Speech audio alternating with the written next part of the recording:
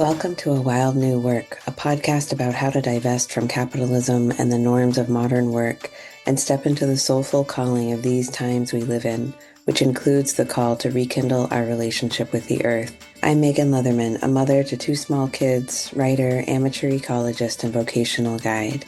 I live in the Pacific Northwest, and I'm your host today. Hi, friend, and welcome. I'm coming to you on a dark, very rainy day. It's definitely feeling really, really close to winter, or like winter is already here, kind of mixing in with the autumn season. And even though I feel that so clearly with the land and the way that the rain is drawing us down, it has taken Herculean efforts to create quiet in my life right now. And I wonder if you're feeling that too, that winter is here and the end of autumn is here and it's all mixing and our bodies want to get quiet, but it's not coming easily or without effort.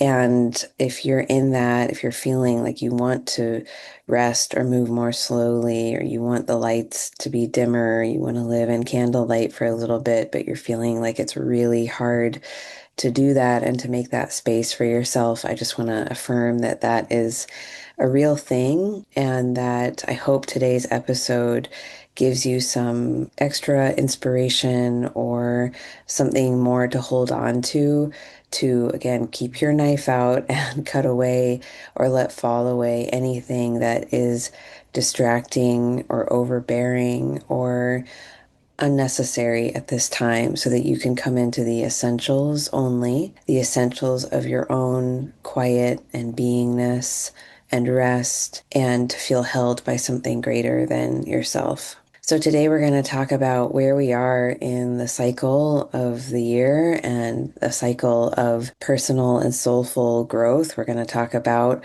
what comes after mineral season. Where have we been? What comes after we've made a cut or let something fall away? And how can we be blessed by the winter to come? How can it actually set us up for something really hearty and beautiful and surprising in the growing cycles as the light will begin to grow after the winter solstice? So I hope you'll find a cozy place in yourself or literally get cozy with a blanket, and we will venture into this final episode of the autumn season of the show, this final episode of the year 2025. And I have some things to offer, the resources to support you in your winter work and beyond. And I'll talk about that at the end. So for now, let's just find some breath, some ground, some spaciousness in ourselves as we move into our opening invocation. May each of us be blessed and emboldened to do the work we're meant to do on this planet. May our work honor our ancestors, known and unknown, and may it be in harmony with all creatures that we share this earth with. I express gratitude for all of the technologies and gifts that have made this possible, and I'm grateful to the Multnomah, Cowlitz, Bands of Chinook, and Clackamas nations, among many others, who are the original stewards of the land that I'm on. May this episode be one small stitch in the great reweaving of right relationship that so many Indigenous teachers are calling us into. Okay, so I want to take us on a little elemental journey through the cycle that we're in literally right now, and also the cycles that we move through in terms of how new things grow in our lives. And this year we started talking about the five elements on the show and in the classes that I teach. And in case you haven't heard the episode on the five elements or you haven't been in a class with me, I'll just say that I work with the five elements, and I learned about this from a teacher who studied with a Dagara elder named Malidoma Patrice Somé. And I've also studied the Taoist system of the five elements, and there's a lot of overlap and a lot of beautiful synchronicities between those two systems, although they are different. And I am not of those systems or of that heritage. So I try to just stay really close to the ground with the elements and just study how they work and manifest on the land themselves, but I just want you to know where I first learned about this system and where my understanding is rooted. So the five elements are earth, which is like the soil, the literal ground, and the earth is at the center of the Dagara medicine wheel. Then you have fire, which is, the flame, the sun, fire, heat, and all that it creates.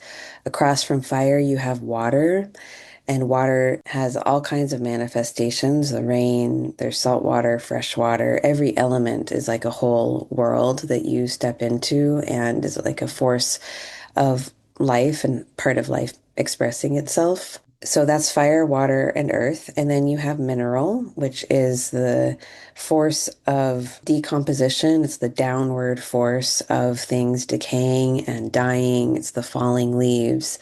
It's the autumn season. And across from mineral, you have the nature element, which is the spring season and the upward force of growth and all that is alive. So animals, plants, and fungi. So that's a very simplistic explanation, and I want to talk about three of these elements in more depth today to give you a sense of where we are and where we're going so that you can find steadiness and comfort and real power in the upcoming winter. So, since the autumn equinox, we have been inside of mineral season. We've been inside the fall, which is a period on the land when death and decay and decomposition is very, very pronounced. And we feel that in our own lives as well. In the time between seasons, the earth element is at the fore. So we come down through mineral, we come down to the center of the circle, we come back into the ground.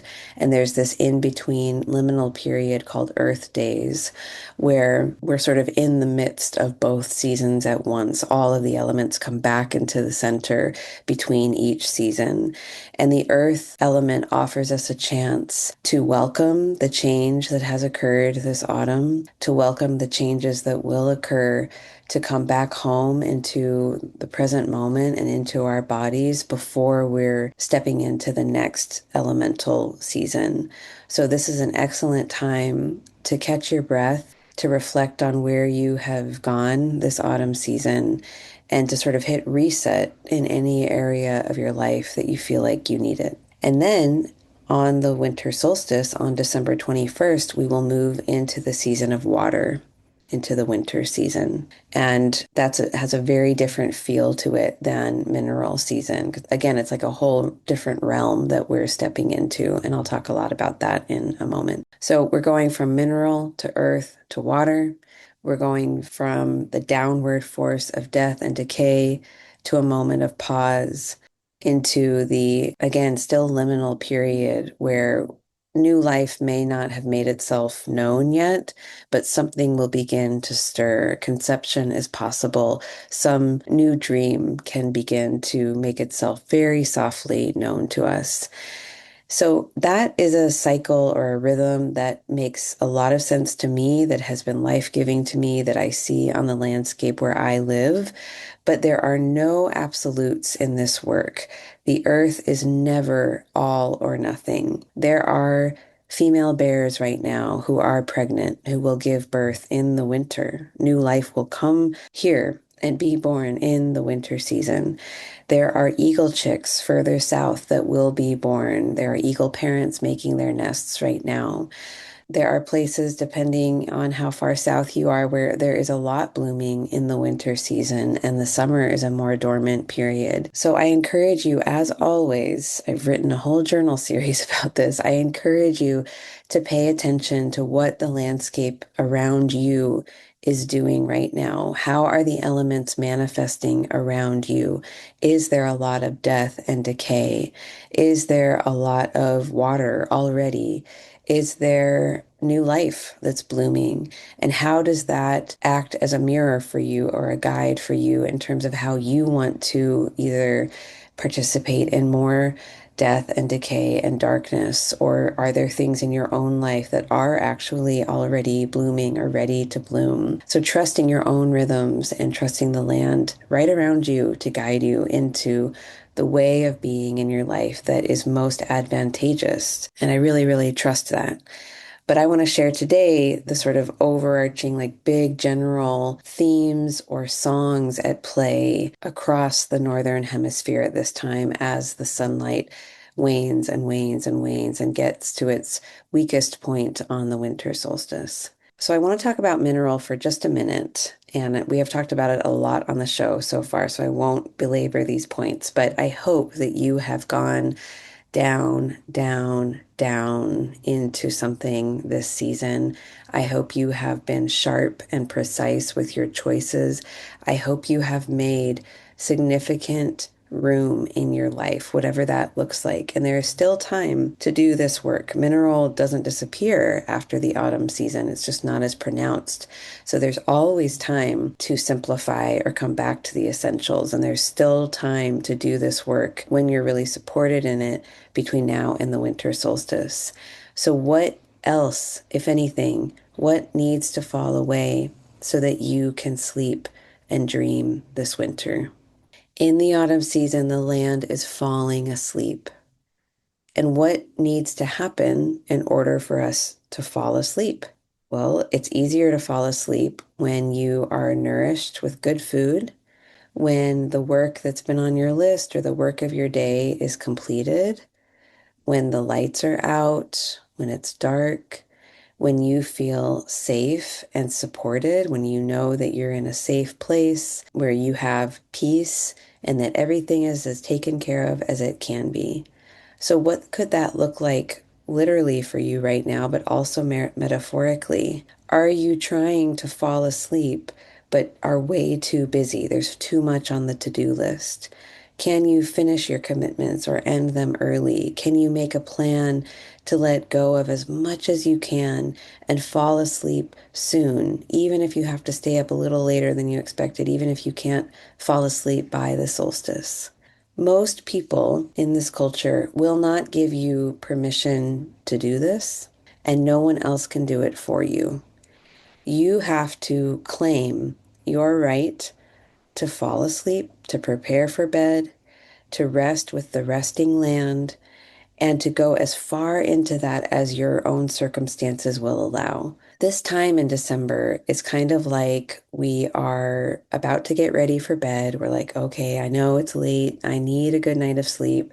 I'm going to start turning the lights off. I'm doing my little routines. I'm going to surrender to bed. I get my pajamas on.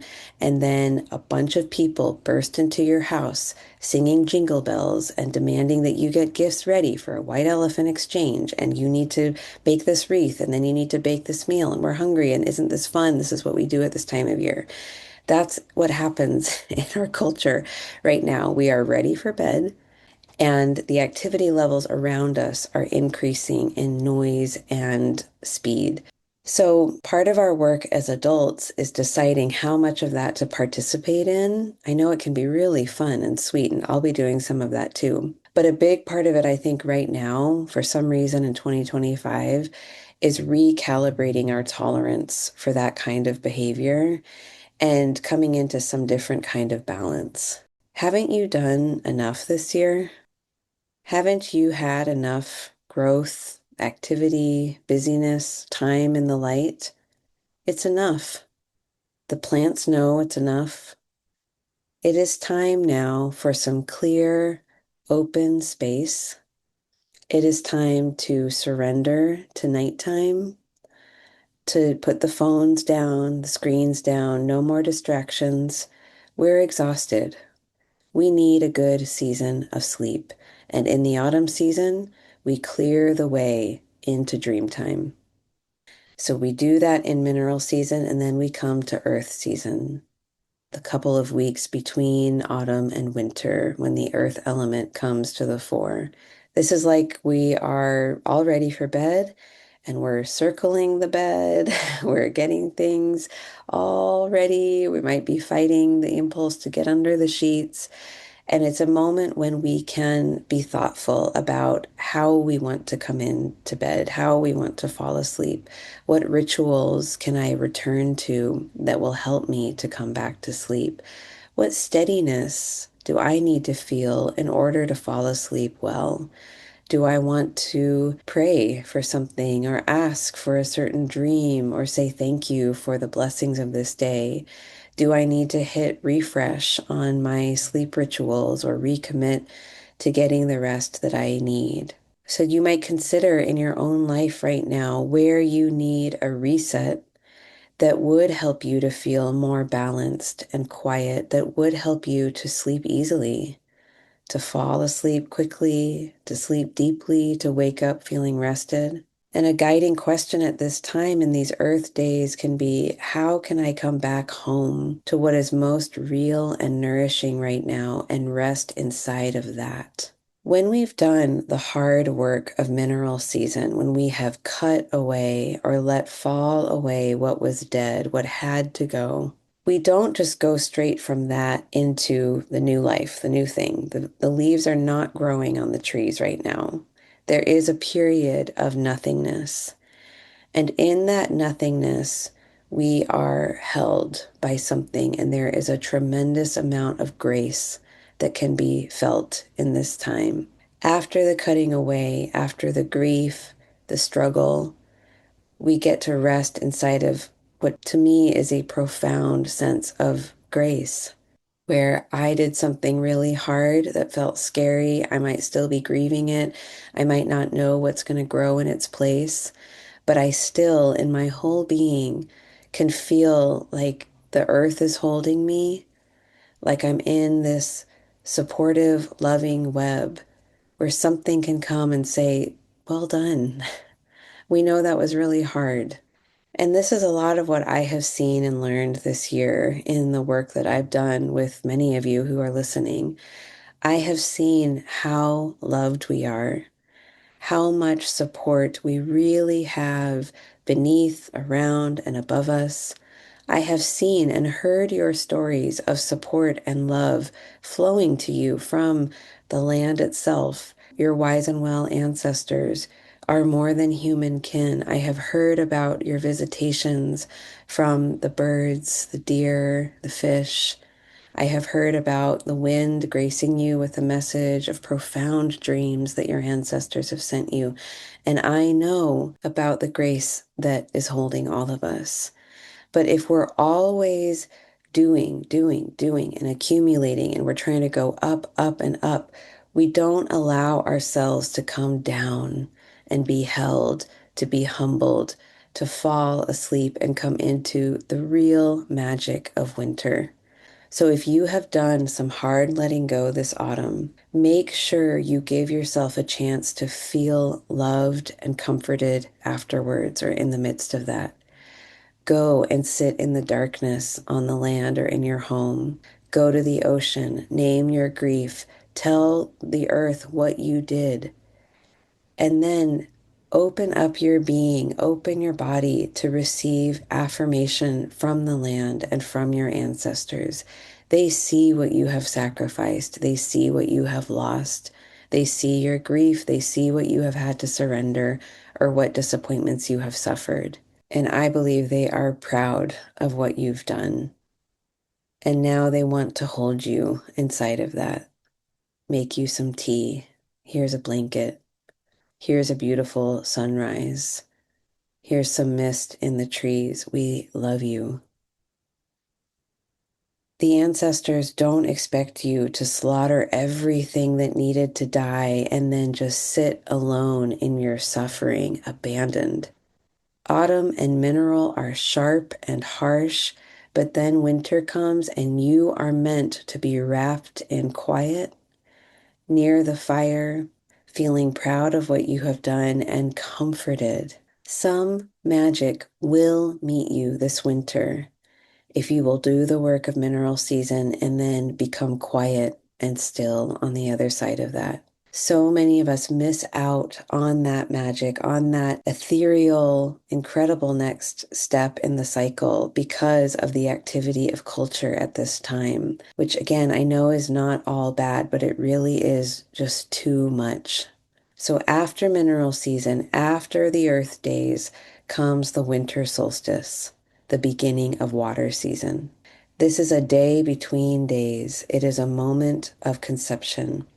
It is a moment when something new sparks into being. The new life is not here yet, but it has the potential to be. Something can be dreamed into on this day, something created out of that grace and softness that catches us in the quiet and in the dark. I had a beautiful experience last winter solstice, and I know some of you were there, where we were out on the land and we had a big fire and we extinguished the fire to symbolize the diminishment of the sun on this day. And we stood around and the smoke and the fire hissed and it was, very dramatic. And then we each ventured out into the dark and we found a quiet place to sit on the land. And I sat at the base of a cedar tree with my son, who was 4 at the time. And there was the lightest, softest rain. And it was a full body experience of the grace of this time. And I could cry telling you about it because I just wish more of us experienced that on a regular basis. The beauty, the just profound holding that is available after we do something hard, after we end something. It doesn't mean that it's easy, but I don't think enough of us have spent a winter solstice feeling kissed by the mist, holding our beloveds close in silence, together but quiet, feeling the support of a living being behind you, feeling the support of the earth beneath you on the longest night of the year. And this year it's on December 21st, and I encourage you as much as you can to make some holy space and time for yourself on this day. On the winter solstice, we get to feel that holding, that being held, and we get to create dreams for our lives from that holding, not from a place of panic and feeling unheld or unsupported or forgotten, but what are the dreams that you have for your life when you feel that level of support and love from the land, from the beings that you believe in, from your wise and well ancestors? What we can dream into is really different than what we feel like we can dream into or manifest when we're coming from a place of feeling alone. So this winter solstice, I hope you will set off a tone, a ripple effect in your life through creating some quiet, holy space. And on that day, speaking your intentions, what it is that you wish to grow between now being the winter solstice, and the summer solstice in June. What do you want to grow in your life in the coming brightness? And be as precise as you can with your language. I know a couple of you have shared how on the nose things were, like dreams that you spoke into being in the winter solstice, and then how they literally came to life. And so we want to be intentional and clear about our language and what we're calling in. So I hope you have a quiet day on the solstice, and I hope you do whatever it is that helps you to feel that love that is like a river flowing beneath our feet at all times, to feel that and dream from that place, and to embody how you want to feel in the growing seasons. Embody that on the solstice. So if you know that you want to feel more powerful or connected to magic or more authentic in your life in the next year, think of some ways, feel into some ways that you could embody that on the winter solstice itself. What does it mean to move through a day feeling powerful or connected or authentic?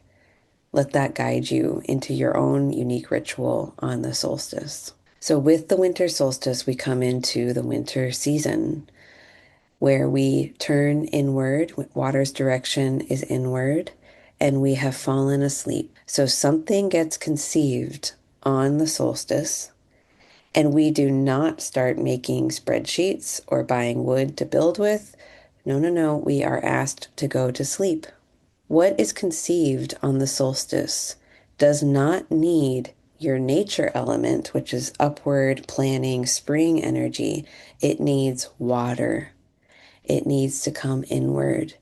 It wants to float and flow and pool. In the winter, we conceive of new futures, but then we let them germinate in silence. We let all that fell away in the autumn fully decompose and nourish our soil. We might be aware of these new dreams or the seeds within us. We might sing to them or talk to them, but we allow them to be still and in the dark. We trust that they will know when and how to come to life in our lives. It is very difficult to have dreams and desires and nurture them indirectly, but it works. That is literally how new life is created. A tiny human begins by being conceived, and the womb bearer, the person cultivating that seed of new life, may not even be aware of their presence. But there is nothing to be done except to be a womb for them. So let's not reinvent the wheel. Life knows how to be created. And we're part of that cycle every year, whether we have a womb or not, whether we want to give life to new humans or not. This is a universal truth and process that we can be a part of in our own unique way.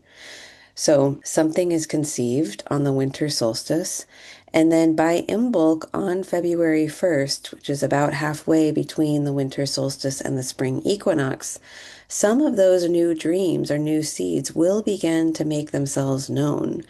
We might have an understanding that, like, oh, this is the new way of being I want to have, or I'm going to explore this new offering, or this seed is showing me another path. But other seeds, other dreams may take longer to open or bloom, and they may not open next year at all. So please, please, please consider what needs to fall away now in order for you to be able to sleep more and become a fertile, hydrated home for the dreams that you carry that will be conceived on this winter solstice. So I can give a couple of examples in case that's helpful. So let's say that someone has let go of their job this autumn, whether they've like handed in their notice or they have just inside themselves, they have set a deadline and know that like this job is ending. They've started to pull their energy back away from it. So the job is falling away, and now they're dreaming into what else might be possible in their working life. So the seed, the glimmer that we plant or conceive or give life to on the solstice, and what we want to nurture into the winter is the feeling state that we want to cultivate, the core energy at the root of our vision. So in the winter season, what I would recommend this person do is to cultivate through regular practice or creative expression or whatever fits for them, to cultivate a vision of how they want to feel next in their working life. So if they desire freedom, feeling that freedom, cultivating those feelings of freedom, and allowing in a very soft, unattached way, allowing new ideas to come about how that might look in a working life. Or let's say they want to feel really proud of what they do, cultivating those feelings, letting them flow into their whole body, imagining what they would be really proud of, how they would talk about their work if they were really proud of it, what they might do, how they would stand or sit or dress. Imagining how it would feel maybe to not work too much and still be able to meet their needs. How would it feel to earn the income that they need and feel able to move or travel or do what they need to do? And just letting all of those feelings that they desire flow, just like new water flowing into their being, activating that seed so that that seed, that dream, knows that this life, this person is a friendly place in which to grow. So your work this season, no matter what your dreams are, is literally to sleep more, to eat well, to go slow enough, and to activate those feeling states so that they get strong And then when it's time, those feeling states can show you what next steps to take. So if I know that I need to feel free in my life, I'm much less likely to agree to things in my working life or agree to work that feels extremely constricting. We all have to make hard choices inside of capitalism. I'm not saying that we can all be wildly free with no cares at all, but we can always access those feeling states as these like incredible guidance systems, these seeds that will show us a certain level of resonance. And then we can approach an opportunity or an option and see if that external option resonates with this seed, this dream, this desire I have planted in me, in my being. I'll share one more example from my own life, just in case it's helpful. So, a part of my letting go this autumn was the letting go of one on one work being a primary part of my business. For the last 10 years, I have worked one on one with people through long programs and have done a lot of coaching and guidance and have sort of always been, ready to receive new one on one clients. And it just became clear this autumn that I'm not meant to put my energy there. I think I will still do some one on one work with people that I've taught with or done work with before, but overall, I'm not meant to be a sort of one on one service provider right now. Teaching is really the thing right now. That's where there's life and learning from the land and continuing those practices. So I've had to let that piece of my work identity, that piece of my business go. And some new visions are making themselves known already about how the teaching might want to grow next year. But I know that I need rest. So when I get an idea, I'm absolutely jotting it down. Sometimes I'll take a few minutes to dream into what that could look like, but I'm not doing much else. I trust my body to digest what has happened, what I've let go of this autumn. And I trust that in my resting, in my pause, in my not grasping, I am becoming fertile soil again for what is going to grow next year. So between now and the winter solstice, I will simmer in how I want to feel in my work next year. And I will try to embody some of that. I will consider what seeds to plant now on the solstice that will be in my best and highest good and the best and highest good of all. On the solstice itself, I will do ritual to set those new intentions into being and declare how I want to feel. And then I will watch and see what happens this winter and spring. This is exactly how Eagle Creek came to life last year. It is how composting capitalism was born. This shit works, and what grows from it is hearty and life-giving and can be deeply aligned because, again, it comes from that gracious point after we have surrendered. It comes in that point where we're drifting off to sleep. It's easy, it's light, but it's powerful. So we let go with mineral. We feel the grace that comes. We feel the earth holding us. Out of that grace, we simmer in what feels good and we invoke more of that on the solstice. And then we wait and we do the work of becoming good soil. We sleep. We let our dream selves, we let the ancestors, the force of water, take care of the rest. And we will know when it's time for some of these seeds to begin growing and blooming in our lives. And we can trust that.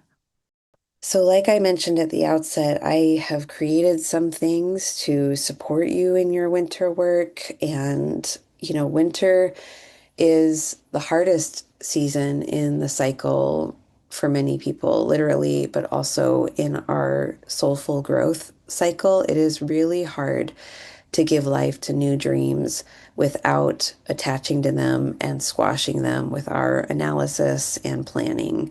A lot of people jump way into planning too early. So, some things that could help you to really stay with the absolutely life-giving work of winter are one, the winter edition of the Living the Seasons journal, which takes you week by week through the season and what the land is doing and how you can align with it. That's available online at books.by/Megan-Leatherman. It's also available at Larkspur if you're in the Portland area. Larkspur is my favorite little magical shop, and the Winter Journal is stocked there.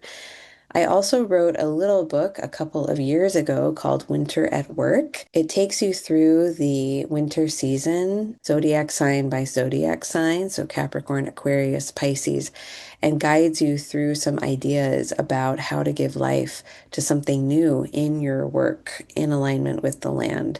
And that book is available on my website at awildnewwork.com/shop. On January 22nd, I'm going to be teaching a public class called Flowing with Fear. One of water's primary emotions is fear. And I want to talk about how you can develop a new relationship with fear and how to discern when the fear is telling you that these are unsafe waters to be in, you need to get out, and when the fear is telling you to swim deeper. Because a lot of what's possible for us in the spring season and in the summer is on the other side of our fear. And I want to talk about how to work with that in a different way than you might be used to. So you can learn more about that at awildnewwork.com/events. And I'll put all of these links in the show notes for you. The last live thing that I want to talk about real quick is that my vocational guidance small group, Meant for More, begins again on February 4th. And there are, I think, 3 or 4 spots left in the group. And if you are sensing that something meaningful needs to change in your working life, and you want to do that in alignment with the land and resource yourself so much that what comes out ready to grow does so naturally, I would love to have you. This group is a really different kind of orientation than what you might find in any other career coaching situation. And it's really special, and some amazing, amazing people come together as part of that group. So that begins February 4th, and you can learn more about that at awildnewwork.com/guidance. Thank you so much to the members of Eagle Creek who are supporting the show financially and energetically. Eagle Creek members receive a monthly behind the scenes email and have access to tarot readings with me and lots of other seasonal resources. And I love being in that relationship with you. And if you would like to join Eagle Creek, you can learn more about that at awildnewwork.com/eagle-creek. If you're not in a position to support the show monthly through Eagle Creek, I still welcome your dollars, however much you can send, and you can do that at buymeacoffee.com/Megan-Leatherman. If this show has helped you in 2025 at all, I welcome your financial support, but also your sharing of the show, your reviews on Apple Podcasts, and just your sweet comments and reflections. I love, love hearing from you. I read every email and every comment, and I treasure them. The podcast will be back in January, and as you might expect, it's been a very mysterious process of intuiting what the topic is going to be. I know that it has something to do with water and with the ocean in particular, but I'm not sure exactly yet how it's going to manifest. But I will be taking a retreat at the sea, and I promise to bring back something as honest as I can make it in January, and I look forward to coming back to you then. I hope you enjoyed today's episode. I hope you have been blessed by the podcast in 2025, and I am wishing you a very special, blessed, quiet, and powerful solstice. Take such good care, and I'll see you on the other side.